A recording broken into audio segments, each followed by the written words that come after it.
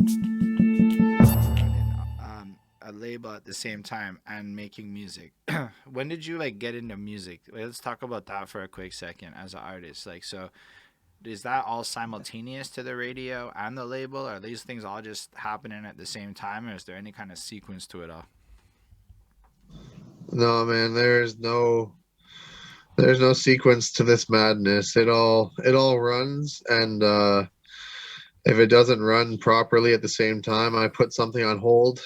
Um, More often than not, it's my music that gets put on hold because like the radio, if people are listening, that's gotta stay good. That can't go stale. That can't die out. That has to be something that's always around.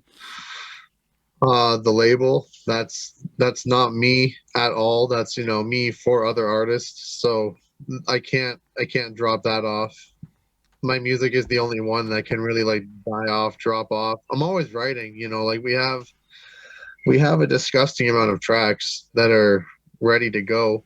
That's part of the sad thing, like we have probably God 10, 15 tracks ready to go that if we just try to set down, properly record them, but with this Skribbal one, like that's the priority. Like I ain't fucking with anything else until I really get this Skribbal one done.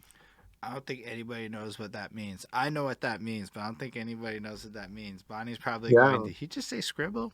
Yeah, he said scribble. yeah, no, like the rapper, like we have an album we're throwing together with him. So I got a few more verses to finish off with that.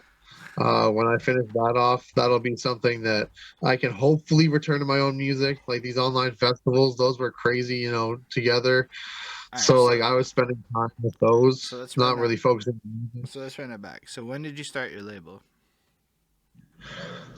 Officially, like, one of the first nights that we were drinking, my buddy said, like Enigmatic Electronic Entertainment, and that was just like the name. Like there was no concept, there was no plan, there was nothing like that. It was just like a name at that point that we knew that, going forward, we would like to do our music, but like a label was our end game.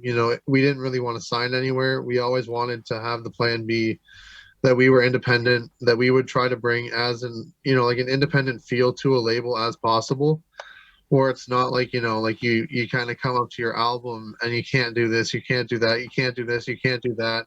Like, like you have constraints left, right, and center. We wanted a label that if we ever were a part of one to be something that would be very, you only hear a few, you hear a few of them. You don't hear a lot about them. You hear everybody trashing a label. You don't hear everybody, really talking up the idea of trying to sign with one anymore, unless you're going for like a really big cash bonus. People are like, oh, I want to be independent, want to be independent, want to be independent, and it makes a lot of sense. You want to do this by yourself. You want to have like that feeling. But I don't know, like coming from hockey and stuff like that. Like I like that team, man. Like I've never in everything I've done. Like I've never been a solo artist. I'm a duo.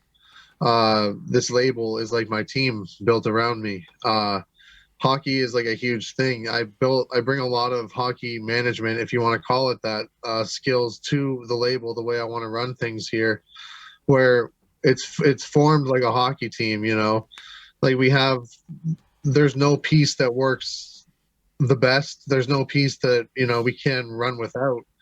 Everything has to be there, from like the equipment managers, down to the trainers on a hockey team. Everything has to be there. Every piece is just important as the next, otherwise it doesn't run. And that's where, like, like producers, that shit doesn't get enough credit in hip hop, which blows me away. Which, coming from rock and metal and all that, how many producers, like, do people actually know? Can people name a lot of producers? I'm I gonna can go say down and I today, yes. I really believe a lot of people can because of like a shift in this attitude. But a couple years yeah. back, I think what you're saying holds a lot of weight. But I'd be like wildly surprised if people couldn't drop a top two or three at this point, even. Yeah, but that's what I want. Like if you can drop me a top 25 or 50 of artists, I want you to drop me that exact same list of producers.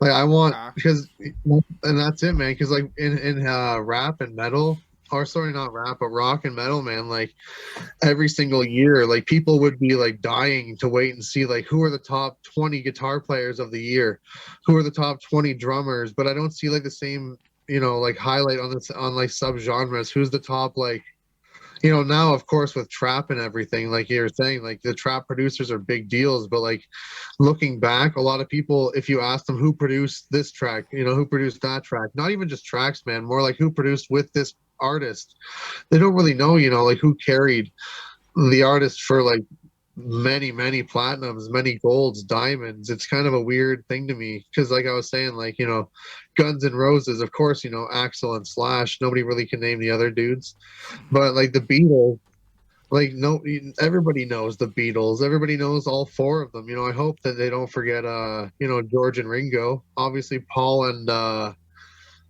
John are the big boys, but it's a weird aspect to me where like these, like obviously these musicians or these singers, they took their bands behind them like so seriously and always put them at the front. Like obviously, like the lead man had Shout like out Consake, Conscyc. I don't know how to say that. Shout out you for following. I yeah. apologize. Oh, no worries, man. But like there was a different like aspect to it where like like when you have a rapper that's going around, they'll bring their own producer for many of those tracks produced by another producer. Like just to hit play, be that guy behind the scene. You're just giving this guy his whole set, but you might have only produced two tracks out of like the entire set that's being done.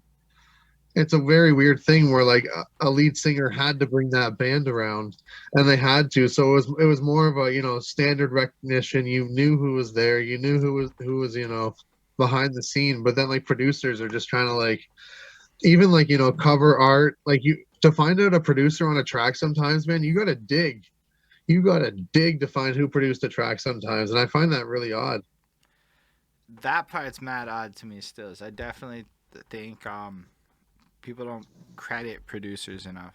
I also think Yeah, doing this interview thing, producers are not into the limelight often, so they tend to do none of the marketing to put their name in front of people. Not all of that's them, true. but a lot of the ones I've met, and I've met a decent number at this point.